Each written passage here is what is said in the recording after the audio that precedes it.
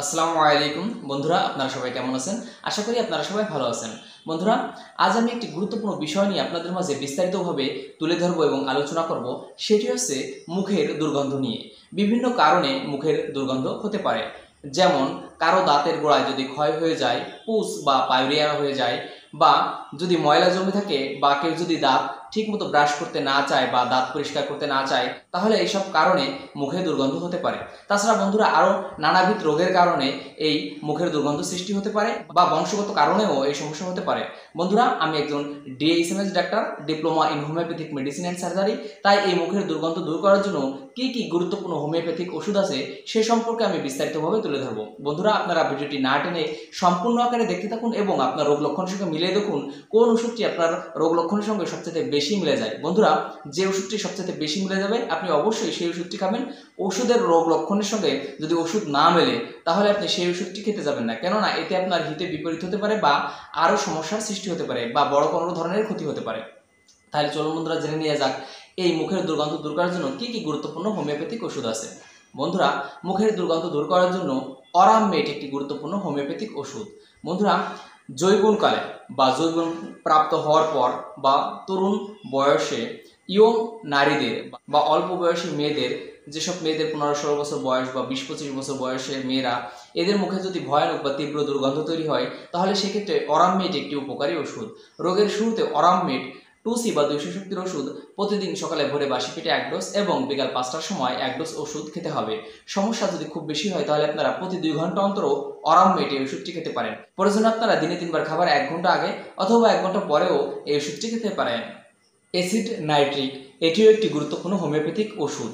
জীর্ণশীর্ণ রোগী বা একদমই কাইল হয়ে গেছে বা চিকুন হয়ে গেছে, বা তার দিকে তাকালেই যেন মরা মরা একটা ভাব, বা অনেক দিন মনে হয় যে সে খায় না, বা শরীর একদমই ফ্যাকাশে হয়ে গেছে, যদি এমন অনুভব হয়, বা কোনো খাবার খেলে যদি পেট খারাপ হয়ে যায়, বা যদি ঠোঁটের কোনায় ঘা থাকে এবং ঘুমালে মুখ দিয়ে লালা ঝরে, বা জেগে থাকলেও যদি মুখ দিয়ে লালা ঝরে, এমন সব রোগীর যদি মুখ দিয়ে তীব্র পচা দুর্গন্ধ বের হয়, তাহলে সেক্ষেত্রে অবশ্যই অ্যাসিড নাইট্রিক একটি উপকারী ওষুধ। তাছাড়া যাদের শ্বাস প্রশ্বাসও ভয়ানক দুর্গন্ধ থাকে, তারাও এই অ্যাসিড নাইট্রিক এই ওষুধটি খেতে পারে।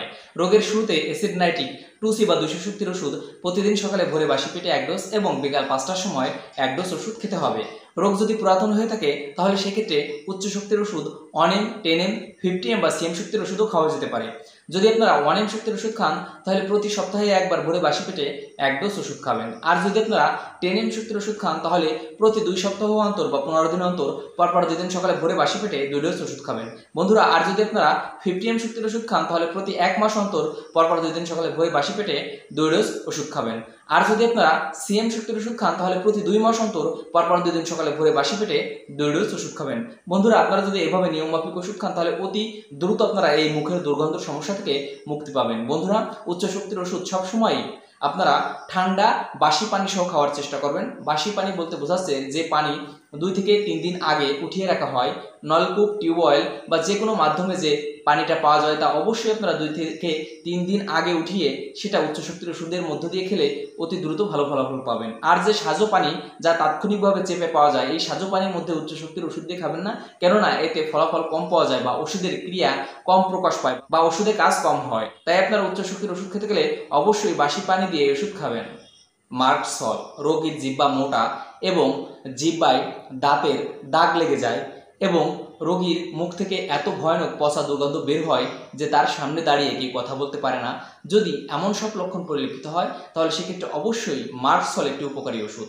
রোগের শুরুতে আপনারা মার্ক সল 1M বা উচ্চ শক্তির ওষুধ 10M শক্তির ওষুধও খেতে পারেন। তবে প্রাথমিক অবস্থায় আপনারা 1M শক্তির ওষুধ দিয়ে শুরু করবেন। যদি 1M শক্তির ওষুধ খান তাহলে দিনে 2 বার, প্রতিদিন সকালে ভোরে বাসি পেটে 1 ডোজ ওষুধ খাবেন এবং রাতে খাবার 1 ঘন্টা আগে 1 ডোজ ওষুধ খাবেন।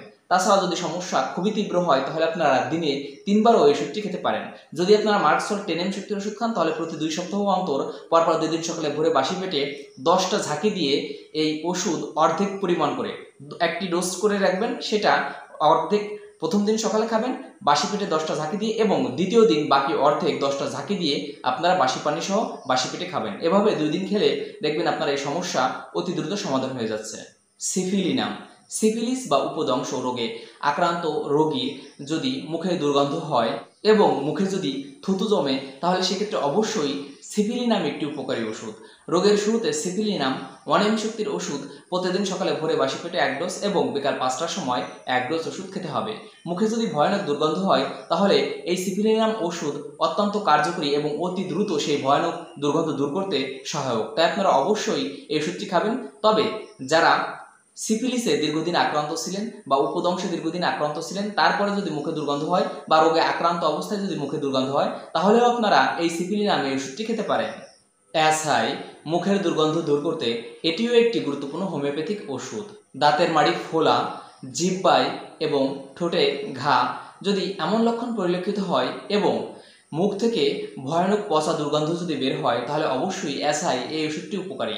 রোগের শুরুতে আপনারা অ্যাসাই 30 বা 200 শক্তির যে কোনো শক্তির একটি ওষুধ প্রতিদিন সকালে ভোরে বাসি পেটে 1 ডোজ এবং বিকাল 5টার সময় 1 ডোজ ওষুধ খাবেন। তবে বন্ধুরা, রোগের প্রাথমিক অবস্থায় আপনারা নিম্ন শক্তির ওষুধ 30 শক্তির ওষুধ প্রতিদিন সকালে ভোরে বাসি পেটে 1 ডোজ এবং বিকাল 5টার সময় 1 ডোজ ওষুধ খাবেন। তাতে আপনার সমস্যা নিয়ন্ত্রণে না আসে এবং মুখের দুর্গন্ধ যদি না কমে তাহলে প্রতি আধা ঘন্টা অন্তর বা 1 ঘন্টা অন্তরও আপনি এই ওষুধটি খেতে পারেন। রোগ যদি কিছুটা কমে যায় বা মুখের দুর্গন্ধের তীব্রতা যদি কিছুটা কমে যায় সেই ক্ষেত্রে আপনি অবশ্যই উচ্চ শক্তির ওষুধ খেতে পারেন বা আপনি চাইলে আরও অধিক উচ্চ শক্তির ওষুধও খেতে পারেন। বন্ধুরা, আপনারা যারা আমার চ্যানেলের নিয়মিত দর্শক বা নিয়মিত ভিডিও দেখে থাকেন তারা অবশ্যই আমার চ্যানেলটিকে সাবস্ক্রাইব করে রাখবেন। আর যারা পূর্ব থেকেই সাবস্ক্রাইব করে রেখেছেন তাদেরকে অসংখ্য অসংখ্য ধন্যবাদ। বন্ধুরা, আপনারা যারা ফেসবুক পেজ থেকে দেখছেন তারা অবশ্যই পেজটিকে ফলো দিয়ে রাখবেন।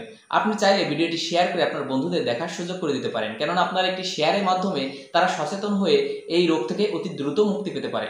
বন্ধুরা, আপনারা যারা চিকিৎসা নিতে চান বা ওষুধ নিতে চান বা যে কোনো ধরনের পরামর্শ চান তারা অবশ্যই আমাকে আমার অ্যাবাউট সেকশন ও ডেসক্রিপশন বক্সে দেওয়া নাম্বারে আমাকে কল করবেন। বন্ধুরা, যদি কল করেন তাহলে অবশ্যই সরাসরি সেই কলটি আমিও ধরবো, আমার অ্যাসিস্ট্যান্ট বা সহকারী কেউ ধরবে না, কেননা যদিও ধরে থাকে তাহলে সে এই রোগ সম্পর্কে আপনাকে তেমন কোনো ধারণা দিতে পারবে না। তাই যদিও ধরে থাকে আপনারা আমাকে অতি সহজেই পেয়ে যাবেন এবং কল দিয়ে বিস্তারিত সমস্যা জেনে নেবেন।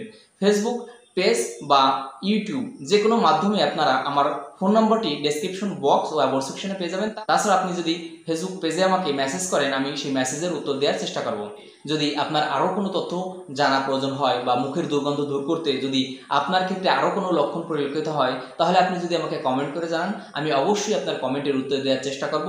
বা যদি সেখানে বিস্তারিত আপনি তুলে ধরতে না পারেন এবং আমি যদি আপনার কমেন্টটি না বুঝি তাহলে আপনি আমাকে সরাসরি কল করবেন।